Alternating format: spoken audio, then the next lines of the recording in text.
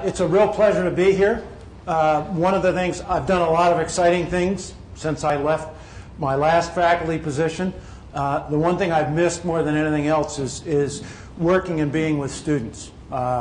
And so it's great to be back and to have an opportunity to interact and get to know some of you and find out a little bit more about what you're doing at Green Mountain.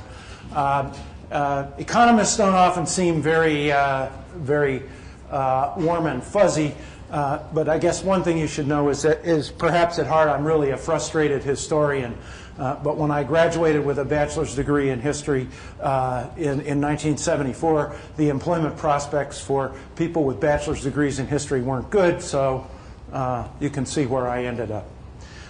What I want to talk about today is a workforce for 21st century agriculture. No, it's not really a seminar on how to find a job.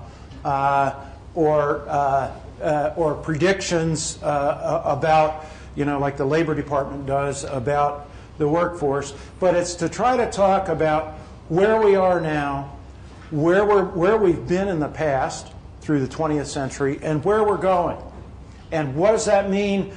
And what does it mean in the context of sustainability?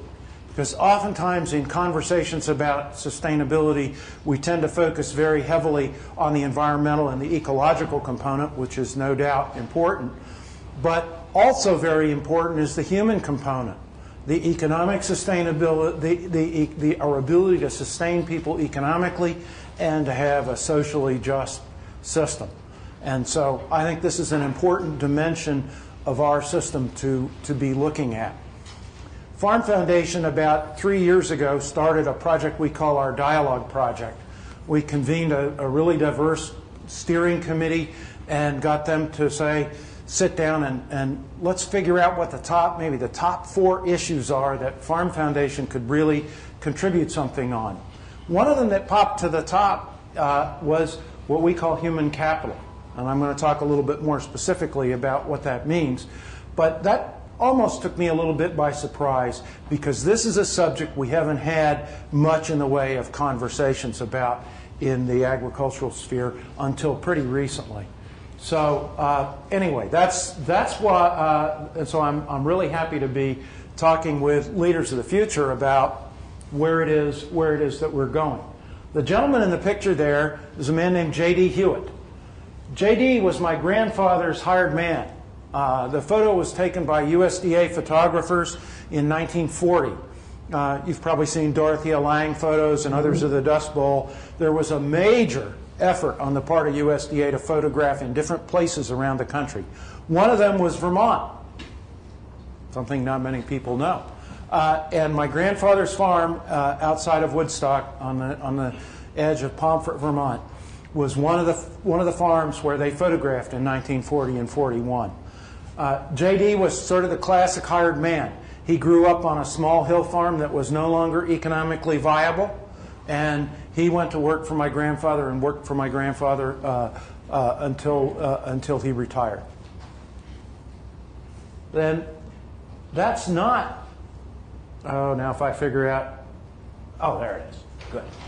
But that's not what our agricultural workforce looks like today. That's not the face of our agricultural workforce, and it's not going to be the face of our workforce going forward because we've experienced this tremendous transition and change in the structure and demographics of agriculture in the United States. Well, I put up a little food for thought. Is the future of agricultural workforce an issue? I think so. Many jobs in the food and agriculture system regularly make the worst jobs lists. You've seen, I'm sure some of you, if you Google worst jobs or 10 worst jobs, you'll find them on USA Today or some of these other websites. So that's based on Department of Labor projections and measurements of worker of pay and all kinds of other variables. But I think to me, that's not a symptom of a system that's doing well. Comments, and we've been working very heavily in what I'll call immigration policy space over the last 9 months as a part of this project. And what we've heard from people And it comes from people with wildly different political perspectives on the left and the right. Some of the right-wing folks that are against any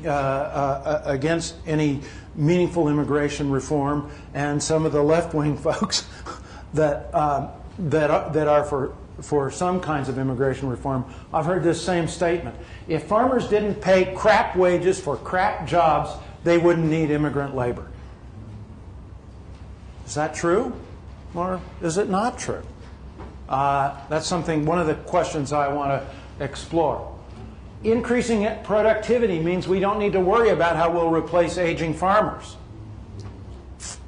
That's been sort of a perspective that's kind of shaped the lack of concern about the changing demographics in the farm sector for many of my colleagues in agricultural economics for many, many years.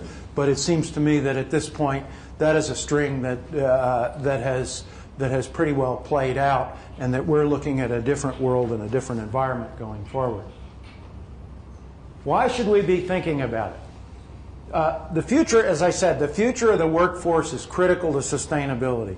We want a workforce that's going to be, as large agricultural employers will tell you now, what we really need is a stable and legal workforce. If we don't have a stable and a legal workforce, and that means we're going to have to provide opportunities for upward advancement, and we've got to view this as more than just cheap seasonal labor. If we don't have that, we're not going to have a sustainable situation. Our thinking about labor and human capital in agriculture is conditioned by the 20th century, by our views of the 20th century. And markets for education and labor are really highly imperfect. In economist jargon, what that means is supply and demand doesn't tell you everything you need to know about how you get to the right outcome. There's all kinds of friction and distortions in labor markets. And so in that environment, thoughtful policy can improve outcomes. Even if you're an economist who believes that, yeah, supply and demand are useful concepts, in these kinds of markets, policy is something that can do good things for us. Just a little bit in terms of an outline, I want to talk first about some definitions and concepts, just because words mean different things to different people. And I want to, and when we kicked off our effort in human capital, I had some pretty adverse reactions from some of the members of our roundtable organization who said, this is about people, not about capital. You're dehumanizing this. So I want to make sure that we understand, when I say human capital, what I mean. When I say labor, what do I mean? And what is workforce development? And what's my concept of a food and agricultural system and the place of labor in it? Then I want to talk about the 20th century transformation in agriculture in the United States, what it's done to our workforce, where it's left us, and then try to talk about where are we going, the world in which you find yourself. Concepts and definitions. Labor, physical work in exchange for wages. Oftentimes people talk about it in the context of manual or wage labor. Human capital is sort of a richer idea where we embed the stock of competencies, knowledge, social personality attributes, creativity, entrepreneurship, all embodied in labor, in a way as to produce economic value. So we're talking in a much broader sense when we use the term human capital about the potential of human beings to contribute to an economy. Workforce development, an economic development strategy focused on people rather than business. Sort of the flip side of the opposite of smokestack chasing. And developing human resources to foster economic growth. And then food and agricultural system, a system that produces, processes, and delivers food to consumers. And I like to view this sort of in a functional approach, where it doesn't matter whether you're talking about a sustainable system or one that's not sustainable. Any system has got to perform these functions if you're going to move food from food through the system to consumers. You've got to have inputs going to the farm. Maybe more of them come from on-farm in some systems than others, but no doubt you've got to have inputs. You've got to have land, labor, capital, water, so on and so forth, animals. Then you've got the farm, you've got processing, whether that's on-farm or off-farm, whether it's by large corporations doing processing or small independent firms.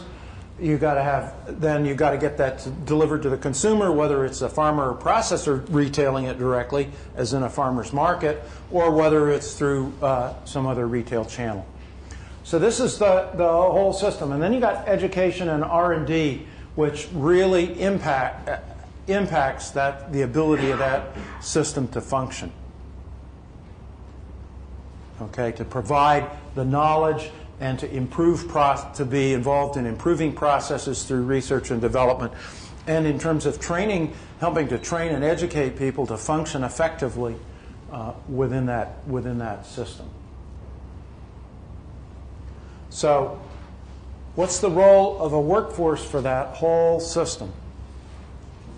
Well, how we got here, a century of consolidation. Number of farms in the United States peaked in 1933. Probably the reason it peaked was there was a little spike in the early 30s because of the Great Depression. And while we think of, how many of you saw Ken Burns' Dust Bowl? We think of that exodus from those parts of the country that were experiencing an environmental disaster. But in some other parts of the country, including Vermont and some parts of the Midwest, we had people going back to farms because they couldn't find a job, couldn't earn money, and they went back to farms to be able to eat and to eat well. So there was a little bit of a blip that you can see in the data there, and the number of farms increased. Well, it's been pretty much a kind of a nice slope down that's pretty well flattened out at this point, but we've really had this incredible consolidation in terms of numbers of farms, from just under 7 million down to right around 2 million, and that's a pretty generous definition of a farm. It includes any farm that could produce $1,000 worth of output. Okay, so if you had the potential but didn't actually sell it, those even get counted. They're called point farms by USDA. The red lines, which I couldn't figure out how to make them wider. I'm not a PowerPoint genius. The red lines, which there's one back in 1900, and then I got a couple further on. It's real laborious to try to construct this in a consistent series of this over time, is the number of farms producing 50% of the value. And so that's on the right-hand scale. So in 1900, that was about 1 million farms produced 50% of the value out of those 7 million. Today, out of the 2 million, it's just a few hundred thousand. Not even 200,000. So you can see the degree of consolidation that we've experienced in the system. Well, that did a lot of things. But what has fueled this whole food and agricultural system in terms of human resources through the 20th century were the sons and daughters of farmers. And they drove more than just the agricultural system. They drove the economy in lots of other ways as we had people moving out of agriculture. Some of this was not necessarily a very pleasant story either.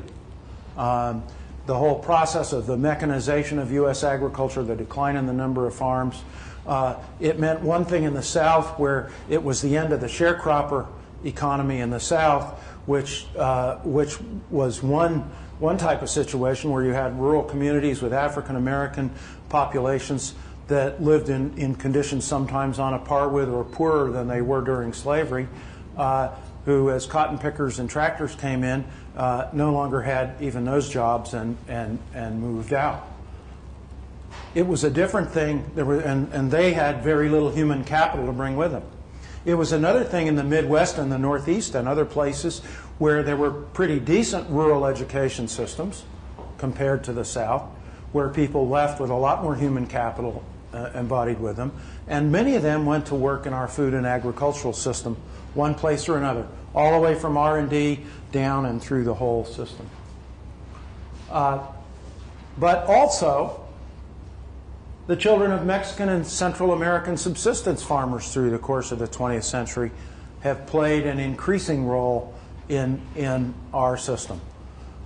If you go back to the 1930s, there were still a very substantial number of even the migratory seasonal workers in agriculture that a lot of them were actually, for a while, people that came out of the Dust Bowl experience. And the Ken Burns movie showed some of the conditions in the labor camps in California where some of those folks went and worked in the orchards and the cotton fields and so on in California. But as those folks moved up and out of agriculture, over the years we've had a big influx of workers, both in terms of formal guest worker programs, but also in terms of immigration, both legal and illegal, to work in the United States. And the food and agriculture system in the U.S. is sort of the gateway. A lot of these folks came from rural communities and farms in Mexico and Central America, and one place they could go and earn more money was working on farms in the United States, even at wages and in conditions that seemed pretty wretched. To them, it meant opportunity more than they had on a subsistence farm in the hills of Mexico. So, over the years, along with the number of farms, the number of workers has declined. We actually have a lot fewer hired workers, but even family workers in agriculture, the number of family workers has come down. This isn't in Technicolor. It's kind of gray and shades of gray, but we're now down to a situation where we don't have, coming from farms, either in the United States or now in Mexico, the same supply of workers to work in this system that we did once upon a time. We don't have the same demand, but the supply is declining as well.